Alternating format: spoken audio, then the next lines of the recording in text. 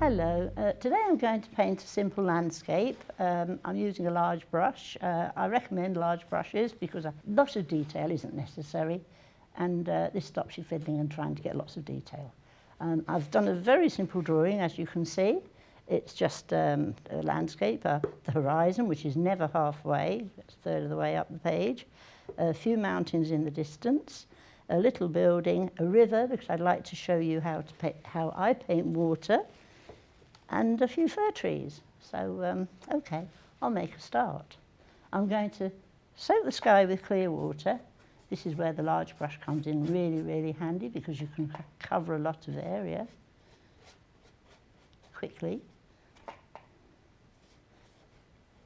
Sometimes it's a good idea. You could turn your work upside down to do this. I'm painting the whole of the sky area. I'm trying not to go onto the mountains, but it doesn't matter.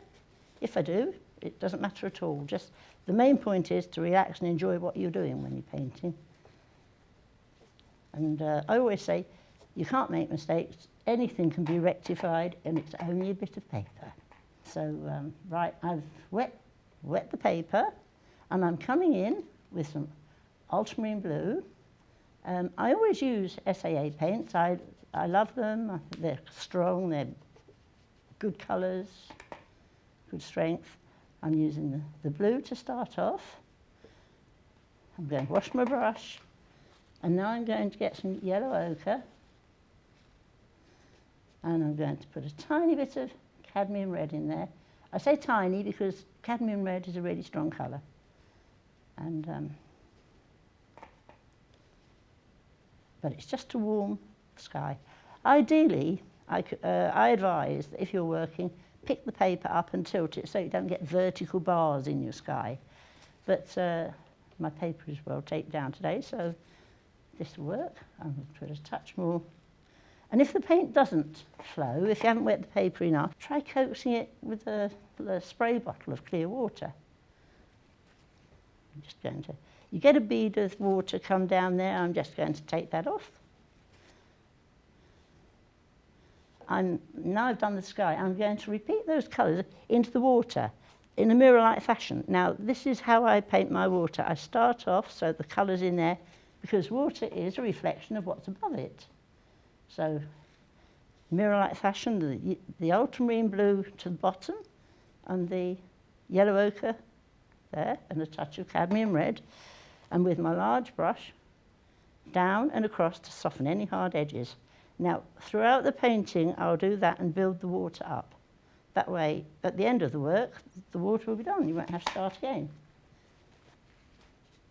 I'm still just lifting those little beads of paint off the mountain. Right, it's taking a little while to dry. So I'm going to paint the building next. So I'm going to use light red. Now, I love this colour. It's only recently that I've been using this. I always used to use burnt sienna, but I prefer the light red, and that mixed with the ultramarine blue, I always use as my shadow colour. Now, I'm not going to paint the rooftops. I'm painting all the walls of the buildings in light red. I'm not going to have a straight line at the bottom, so I'm going down the walls so that they end up, and there's a little building in the distance. Again, that colour goes in the water area. Down, and with a dry brush, I'm going to brush it across. Right, I think we'll come in with the mountains. It's still a little bit wet, but we can start. It won't hurt because it will give a misty effect in the distance. So the one furthest away, which is this one on the left, is going to be a bit bluer. Blue is a cool colour, and therefore it'll look more distant. Remember, cool colours recede and warm colours come to the foreground. So I'm going with blue, a touch of yellow ochre, and a touch of red. So we get a bluey grey colour. And notice there's no detail, just going over.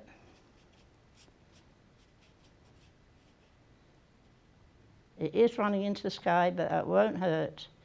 I tell you can't make mistakes. It's only a bit of paper. Right, that's that mountain. And with that colour, again, into the water. the water's building up all the time. I'm going to just wait until the mountains are dry now and continue when it's a little bit drier. Hello again. Right, that's completely dry now. So I'm going to continue with the mountains. I've painted the most distant one, which is a bluey grey, and I'm going to mix a greener colour now. So I'm using the yellow ochre again, and blue, and notice I'm using a big brush, no detail, just clonk it on, and that's that one. And the colour again in the water, because the mountain's directly above. Whatever's directly above the mountain, the water, get that colour in the water area and soften the edges. And the other one, again, the green colour, but this one's going to be covered with the fir trees in the foreground. It's a slightly different green. Right. Now, while we're painting the greens, I'm going to do the grasses. So again, I'm bringing in the lemon yellow now, and some of the blue, and I'm mixing the green colour and painting the grass. Now, when you've got a picture like this, paint both sides as you go. Paint both sides, otherwise, and then it'll unite, tie the picture together a bit. Otherwise, if one side is totally different, it looks a bit odd. And as I come forward, I'm going to make the colour slightly darker.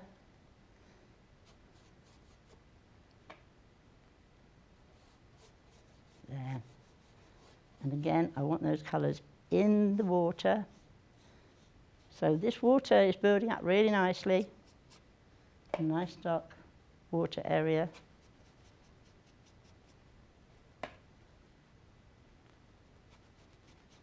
There, and soften the edges. Right, I mentioned shadow colour before, and I'm going to just paint the rooftops with it. So that's ultramarine blue and that lovely light red. If anyone asks me what my favourite colour is, a colour I couldn't do without, I think it would be that one, the light red. So there, we'll get the rooftops painted.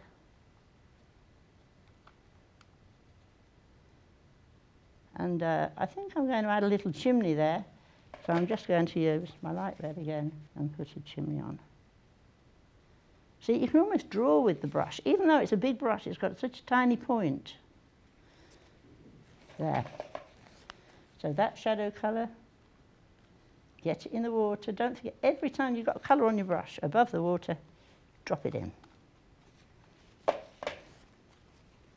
And soften the edges.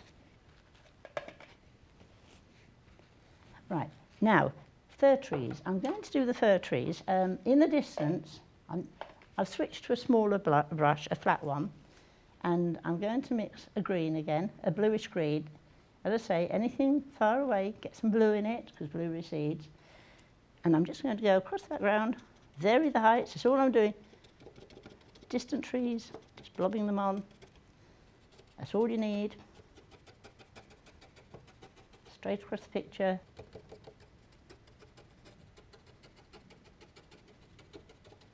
Now, for your foreground trees, make the colour a little darker. So I'm adding some more blue to that green, and I'm going to paint the trees. Now, this is my way of painting fir trees. I use the flat brush, put it on vertically, and then turn it on its corner and zigzag it down, going to and fro. And you get that fir tree. And again, just want the top of that one. And when you're painting groups of trees, vary the heights. Don't have them standing like a load of soldiers. Have one of them leaning a bit. There. And again, get that colour into. You don't have to paint the fir trees into the water. Just get the colour in. And then, using the soft brush, soften those edges so that watercolour still building up. Now, the foreground trees, the ones on the right of the painting, we want a really dark colour. So I'm adding some light red into the colour. There, that's a really dark green. And again, I'm painting in the same way. And be brave, get your tip of your tree in. And again, down the page. There's the big one. And I've done 3 because an odd number works best. With anything, birds in the sky, groups of trees, you find odd numbers work best. And as I say, vary the heights. There. When they're dry, I'm going to come in with a flat brush just to lift off for some trunks. Right, now, shadows. Something else my students have difficulty with. I'm mixing the shadow colour, my favourite colour, light red and ultramarine blue. If I'm painting flowers, I use light red and cobalt blue. You can vary the shadow colour. Now, as I said before, the glazing. So I'm going straight over that roof, because sorry, I should have said at the beginning that light source is from the left, so the shadows are falling to the right. So the dark roof on that side and straight down the building,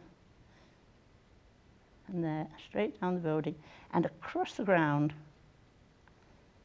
And again, get that shadow colour into the water. Now the trees, let's get some shadow on those, all to the right. Now the mountains, again, get a little bit of shadow on the mountains.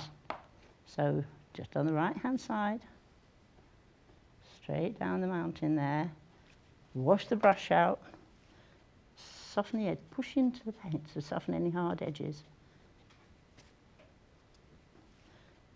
And straight down this side, and there, soften the edges.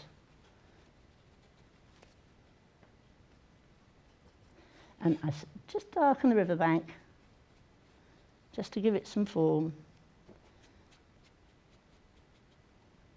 Using the flat brush, back to the flat brush, I can lift those tree trunks out. Just don't go right the way down the trunk, just here and there. Also, you can add some ripples to the water. You can lift colour off as well as put it on with watercolour. It's so exciting, you can do anything. And as I say, you can't make mistakes. Just forgot little window, let's pop that in, and we're about done. All you need is a backwards number 7. And see how fine line, what fine lines I can get? There. And I think that's about it. I think that's all we need for this painting. I hope you've enjoyed it. Thank you.